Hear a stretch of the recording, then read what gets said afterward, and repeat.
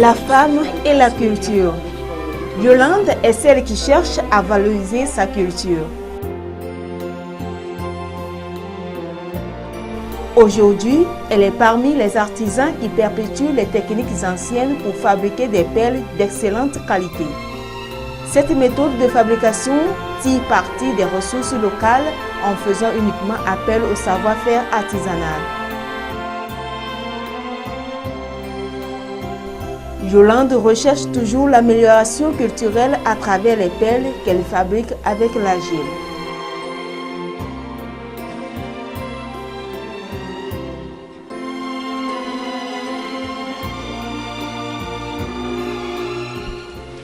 Je suis Yolande Nopea. Mon vrai nom est Kusuji Afi Nopeanyo Yolande et je suis épouse à Metepe. En ce moment, je suis en train d'enlever les perles. C'est des perles qui sont des médines au Togo, qui sont faites à base de l'argile. Ça se présente comment? Ça se présente, on va dire, sous deux formes. La première forme, en fait, ça se conditionne comme ça. C'est de l'argile du Togo, plus précisément. L'argile de qualité. Vous vous rappelez, à l'époque, nos mamans faisaient des perles, on va dire, de l'argile comme ça pour se maquiller. Donc c'est les mêmes argiles qu'on prend pour pouvoir faire ces genres de perles. Donc quand je finis de le travailler, j'essaie de le conserver sous cette forme. Et quand j'ai besoin vraiment de l'utiliser pour mon travail, je le reconditionne ici, en forme pâteuse. Vous voyez, la forme, elle est pâteuse. Ça me permet, je le couvre bien sûr, ça me permet de le conserver et de pouvoir faire, on va dire, mes figurines. Voilà. Donc une fois que la perle, elle est travaillée, moulée, on va dire, ça nous donne tout type de forme que vous voyez ici.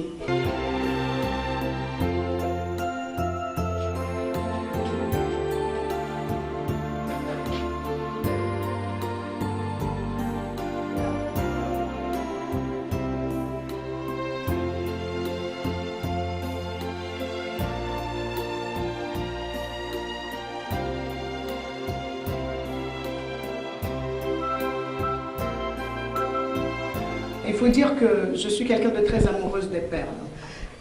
En 2000, j'étais là, j'étais Cané, où j'ai organisé le festival panafricain des perles, avant de quitter, on va dire, le sol togolais pour l'Europe.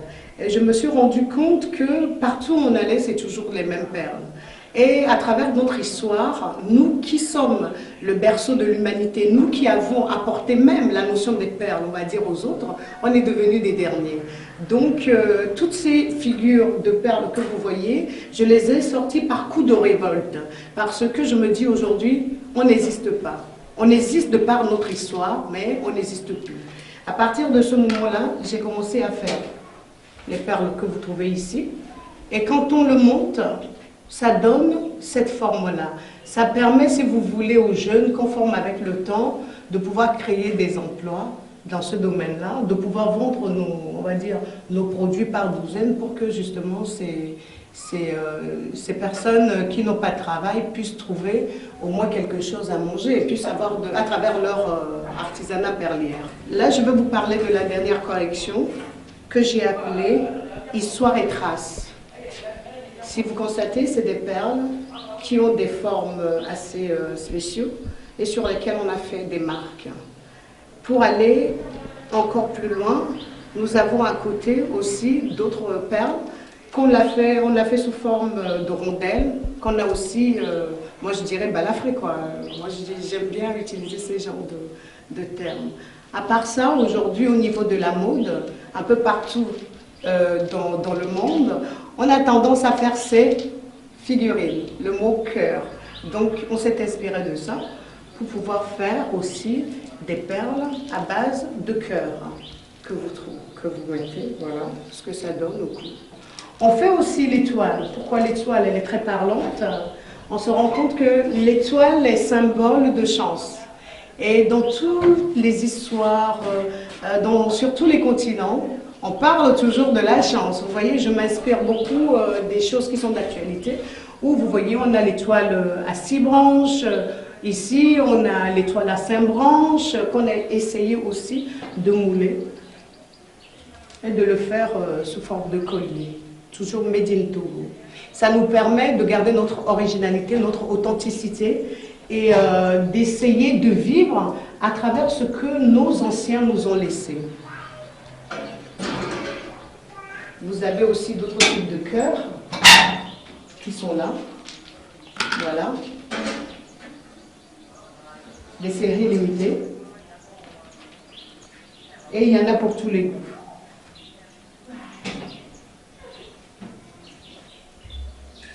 Ce modèle, au fait, qui est un modèle fait à base toujours de la terre cuite, sous forme de fleurs, elle est mate. On n'a pas mis de la couleur. Mais une fois qu'on met de la couleur, au fait, la couleur qu'on choisit, ici on a choisi la couleur bleue, jaune, voilà. Mais toujours est-il bien que, y compris même la couleur, quand on la pose, il y a de différentes manières de le travailler. Celui-là, c'est une couleur mais mate. Au-delà de ça, il nous arrive de le vernir. Et quand on le vernit, ça donne des couleurs mates mais brillantes. Si vous avez bien vu, celui-là ne brille pas, alors que ça brille. Donc il y a plusieurs étapes qui nous permettent, voilà, d'en arriver à ce résultat-là, ou à celui-là, ou à ça, ou seulement à ça. Parce que dans les perles, on développe tout le temps, si vous voulez, des techniques. Des fois, vous faites des erreurs, mais des erreurs, des fois, ça nous emmène à se dire que c'est de la mode. Pourquoi pas? Ça plaira à quelqu'un. Et ce qui me plaît aussi, c'est quand je vais sur les marchés des perles, ou quand je sors dans la rue ou à un endroit où il y a du monde, et que je ne trouve pas mes styles de perles. Ça prouve que je suis authentique et ça prouve que je suis unique. Donc, travailler en recherchant justement cette authenticité. Dans son désir d'atteindre ses objectifs et de valoriser sa tradition, Yolande, au-delà des perles, fabrique aussi d'autres produits naturels. Toi qui me connais bien depuis longtemps, qui vis ma vie dessous à chaque instant, penses-tu que je l'ai laissé loin là-bas? Je tiens à vous présenter aussi les savons, les crèmes de savon palmiste de Nopea, qui luttent contre les vieillissements de la peau, les boutons, les plaques, les eczémas. Donc c'est sur le marché aujourd'hui, il y a de cela à peu près quelques mois, et c'est un savon qui se présente dans des boîtes anti-choc. Déjà avant de commencer, je les avais fait sur les formes d'amphores, parce que je rêvais beau, je rêvais très très beau pour le Togo. Et quand je suis rentrée, j'ai commencé à travailler sur mes produits avec le responsable de la pharmacie d'Avepozo. Donc c'est avec eux que l'aventure a commencé et c'est des savons qui se vendent super bien chez eux. Donc on l'a fait en gel liquide et ça se présentait sur peau. Voilà. On s'est rendu compte que jusqu'à ce que je fasse venir les enfants, c'était dans l'ordre de 4 € et on s'est dit que c'est trop cher pour le public togolais. Donc on a changé de méthode. Voilà. Mais je tiens quand même à le préciser. Et au-delà de ça, en décembre 2016, on a fait des petites bouteilles comme ça, authentiquement vôtres, c'est la Terre des Nopea, pour offrir, si vous voulez, au personnel de toutes les pharmacies avec lesquelles on travaille. Histoire de voir un peu ce que c'est que les crèmes de savon palmiste de Nopea. Donc, on s'est rendu compte qu'on ne pouvait pas exister sans penser au bébé. C'est notre avenir, il faut les chérir. Donc, on a commencé à étudier un peu les peaux de ce genre de style pour des bébés, rien que pour les bébés. C'est des gammes qui vont être bientôt disponibles, ou bien déjà disponibles, je dirais, chez les pharmaciens. On a Argila de Nopea, qui n'est pas encore étiqueté, qui va aussi rentrer dans les marchés quand on ne sait pas. On ne sait pas encore. Donc voilà. Et c'est un savon qu'on a fait avec l'huile de palmiste, avec une méthode ancestrale du peuple éveillé. Donc c'est un savon millénaire qui a été raffiné, qui a été mise, si vous voulez, dans les normes pour pouvoir le commercialiser. La réalisation du savon que nous vous présentons, qui sont les crèmes de savon palmiste de Nopea, C'est fait à base, on va dire, d'huile de palmiste, je l'avais bien notifié. C'est fait également à base de la coarse de cacao, de la soude naturelle et non caustique, c'est très important de le souligner, avec beaucoup de patience, et puis c'est cuit au feu de bois de bambou. Donc c'est simple, mais pas à la fois simple. Hein.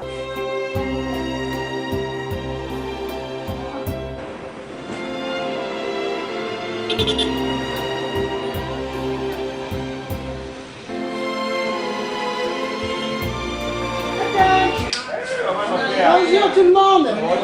Vous allez bien? Waouh, j'adore quand je viens chez vous, hein. L'accueil, hein. Bon, on m'a commandé les crèmes de savon palmiste de Nopea. Et d'abord, je tiens à vous dire merci hein, pour comment vous vous battez pour moi. Mais ce serait bien de le mettre tout de suite en rayon, non? Oui, oui. Ça, vous avez encore fait ça, hein. C'est très bien. Ben oui, l'étiquette, oui. C'est bien vrai qu'on l'a connu sans étiquette. On va dire sans la notice, mais maintenant ça avance tout doucement. Je voulais un peu parler de ce produit Nopea, qui est un produit naturel et qui beaucoup en témoigne de ce produit, de ce que ce produit fait dans la vie des gens, sur le corps des gens. Vraiment, ce produit, moi-même je l'ai essayé et j'ai vu que ce produit, il a beaucoup d'effets. En temps, j'avais des boutons sur le visage et quand j'avais pris ce produit, et je l'avais passé sur mon visage ou bien je le prenais pour la douche, j'ai vu que ce produit a beaucoup d'effets. Ce produit il est très bien pour la peau, il est hydratant, il est bien pour nettoyer les taches, les boutons, tout ce qui est acné sur le visage, il nettoie tous ces genres de choses. C'est un produit qui est vraiment naturel, c'est pas un produit on pourrait dire à base des produits chimiques, tout ça là. Un produit fait à l'africain, disons, comme on le dit souvent à Lomé, à Koto, et Tigbe, tout ça là, ce sont des produits qui sont vraiment nourrissants pour notre peau, surtout à l'africaine. Parmi les utilisateurs de ce savon, nous avons rencontré certains qui témoignent de leur satisfaction. Avant, j'utilisais d'autres savons et la première fois quand je suis venu pour acheter encore un savon, on m'a présenté ce savon crème de Nopea, je l'ai utilisé, puis j'ai constaté que c'était bien par rapport aux autres que j'utilisais. Et le premier que j'avais acheté, quand c'est fini, j'ai voulu encore changer à acheter un nouveau savon. Et j'ai payé un nouveau savon, j'ai utilisé, mais ça ne m'a pas plu. Et je suis maintenant habitué à utiliser que le savon crème Nopea. Et ce que aussi j'ai constaté, comme c'est sous forme de crème, il y a ma femme qui a aussi passé ça au visage, ça a enlevé les taches et puis l'acné. C'est ce qui m'a plu. Il faut que nous donnons une valeur aux produits togolais, c'est-à-dire produits, voilà, un produit local que nous utilisons. Donc il faut que nous accordons une valeur aux produits locaux. Dans ses activités, celle-ci a toujours besoin d'une main-d'œuvre. Irène, une jeune femme, nous parle de sa vie depuis qu'elle travaille avec Madame Yolande.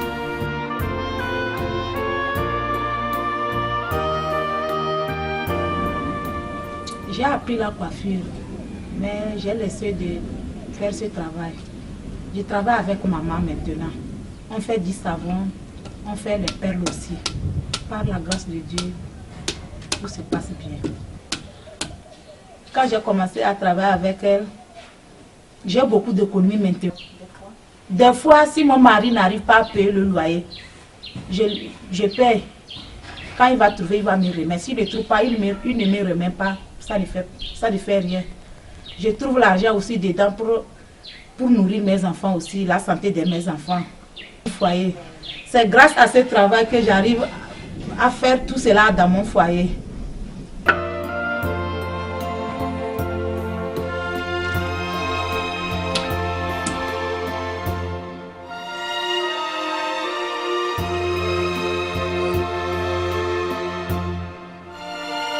Cependant, Yolande, dans sa lutte pour valoriser la culture à travers l'artisanat, rencontre des obstacles dans l'exercice de ses activités.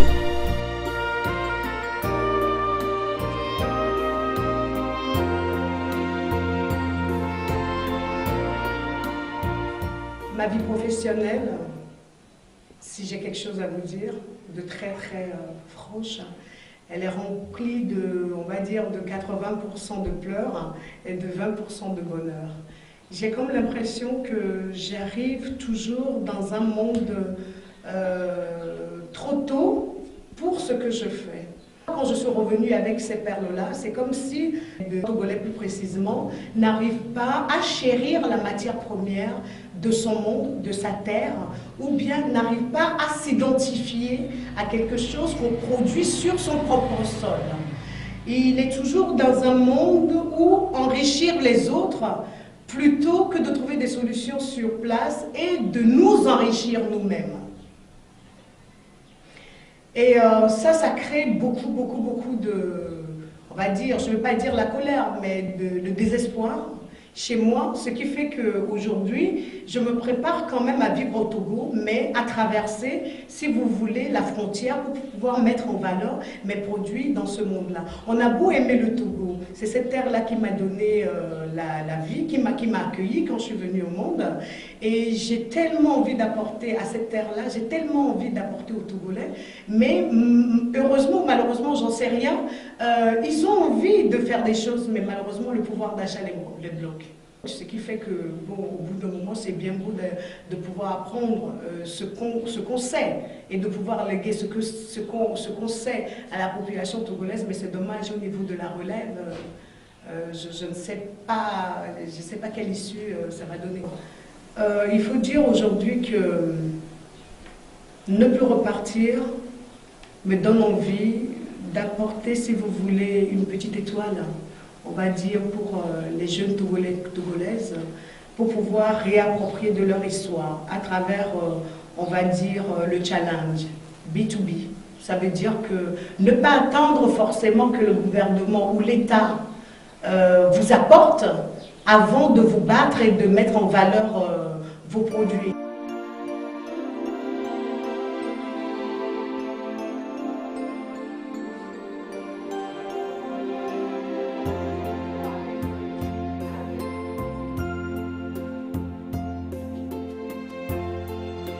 Pour Yolande, la femme d'aujourd'hui ne doit pas baisser les bras.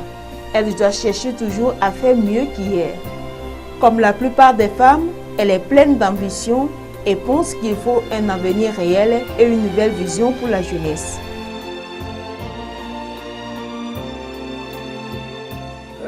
Je pense aujourd'hui sincèrement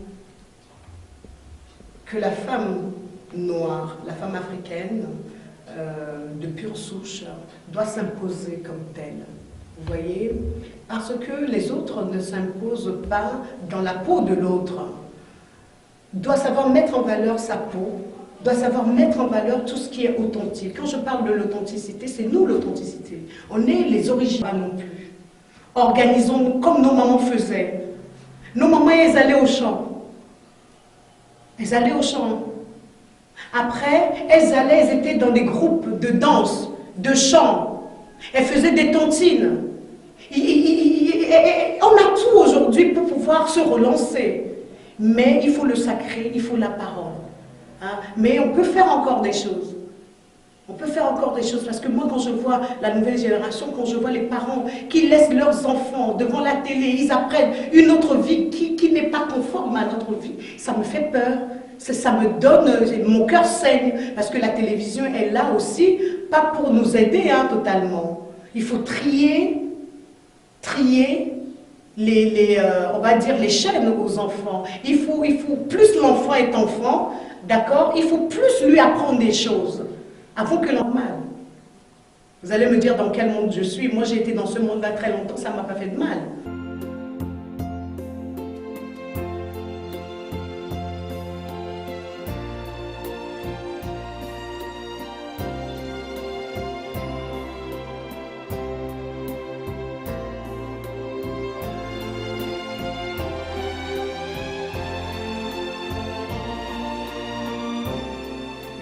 dans un pays étranger vous fait voir de toutes les couleurs. Et quand on rentre chez soi, on a envie de plus se chérir chez soi et de se dire, avec le temps, vu que nous, on fait partie des générations de sacrifiés, que ça ne soit plus pareil pour nos enfants à venir. Donc, je suis assez confiante sur l'avenir, on va dire, des Togolais qui vont arriver, hein, de la nouvelle génération qu'on aura l'occasion, c'est peut-être à Dieu de voir, hein, qui changeront un peu les choses. Mais si on ne leur apporte rien, si on ne leur explique pas, je pense que ce sera une copie plagiat de nous-mêmes. Et ça, ce serait dommage. Vraiment dommage. Parce que je veux le Togo très indépendant. Très indépendant et dans tous ses sens, pour que la nouvelle génération aujourd'hui puisse s'épanouir de tout ce qu'il a envie de parler. Maintenant, s'organiser pour faire une force, c'est ce qu'il faut chercher. Parce que la force, on ne l'a pas encore.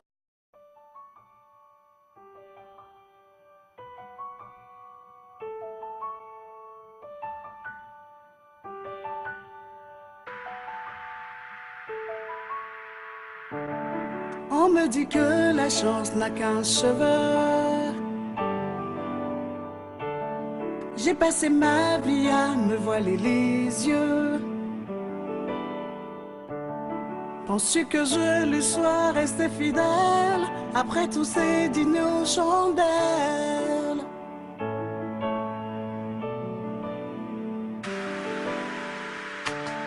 Toi qui me connais bien depuis longtemps, qui vit ma vie de souffle à chaque instant, Penses-tu que je l'ai laissé loin là-bas, en cours de route derrière moi?